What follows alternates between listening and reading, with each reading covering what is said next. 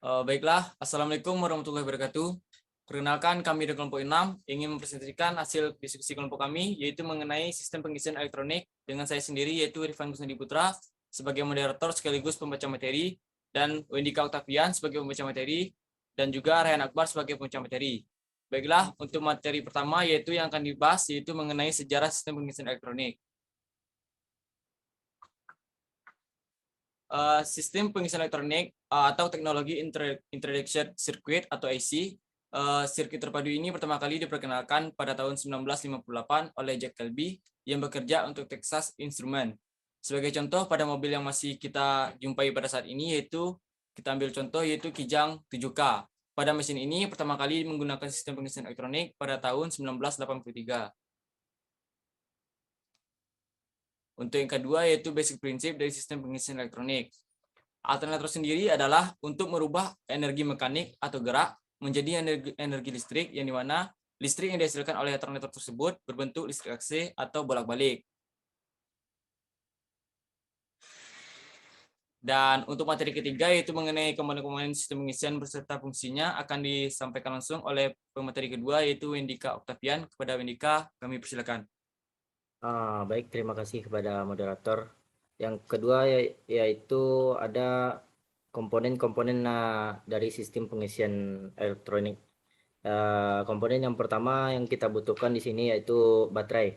Baterai di sini sebagai sumber listrik utama dengan arus DC atau direct current atau arus searah. Baterai ini memiliki tegangan spesifikasi sebesar 12 volt. Komponen yang kedua yaitu adalah kabel. Kabel di sini berfungsi untuk menghubung dan menyalurkan tegangan dari satu komponen ke komponen lain pada rangkaian.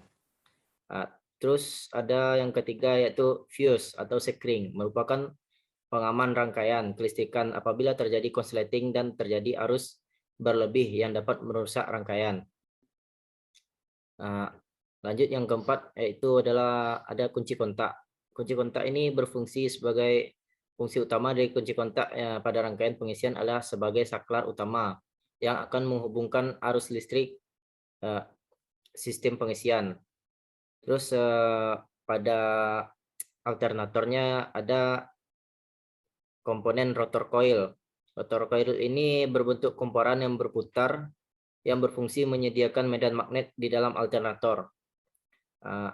Selanjutnya ada alternator soket. Pada sistem pengisian IC umumnya sangat simpel karena terdiri dari dua buah terminal. Yang ketujuh ada baterai konektor. Adalah baut yang dijadikan sebagai terminal output arus pengisian. Pada terminal inilah arus output pengisian siap untuk digunakan. Yang kedelapan adalah ada alternator housing. Rumah alternator ada frame atau housing yang berfungsi sebagai pelindung semua komponen-komponen alternator. Yang kesembilan ada bearing. Bearing berfungsi sebagai bantalan yang akan melapisi poros alternator dengan frame alternator. Yang ke-10 ada alternator fan. Kalau Anda melihat bagian depan rotor coil, Anda akan melihat sirip-sirip kipas yang berfungsi untuk mendinginkan alternator. Yang ke-11 di sini ada rectifier atau rangkaian dioda, merupakan komponen untuk mengubah arus AC menjadi DC. Terus selanjutnya yang ke-12 ada IC regulator. Ada komponen yang mengatur besaran tegangan yang dihasilkan oleh stator agar tidak melebihi batas 14 volt. Terus di sini ada komponen yang terakhir yaitu stator. Komponen stator pada alternator ini merupakan komponen diam. Pada komponen stator ini tersusun dari bagian stator core dan stator coil. Kumparan stator atau kumparan stator. Komponen ini dilindungi oleh bagian depan dan belakang dari frame. Pada stator coil tersusun dari kawat tembaga dan di luarnya sudah dilapisi dengan isolator. Mungkin itu saja penjelasan dari saya. Saya kembalikan lagi kepada moderator. Baiklah, sebelumnya terima kasih kepada Wendika Octavian yang telah membacakan materi kedua mengenai komponen-komponen pada sistem pengisian beserta fungsinya. Untuk materi selanjutnya, yaitu mengenai cara kerja sistem pengisian elektronik, akan disampaikan langsung oleh Ryan Akbar. Dan Ryan Akbar, kami persilakan. Baiklah, saya akan membacakan cara kerja sistem pengisian elektronik. Kunci kontak on, mesin mati saat kunci kontak posisi on. Mesin belum hidup, maka arus dari baterai mengalir sekering kunci kontak terminal AC masuk ke make. Saat mesin hidup, tegangan alternator kurang dari 14 volt. Setelah mesin hidup, throttle coil yang sudah terjadi kemagnetan berputar oleh poros engkol melalui tali kipas sehingga pada kumpulan stator akan terjadi tegangan AC yang kemudian tegangan disearahkan menjadi DC oleh dioda penyerah.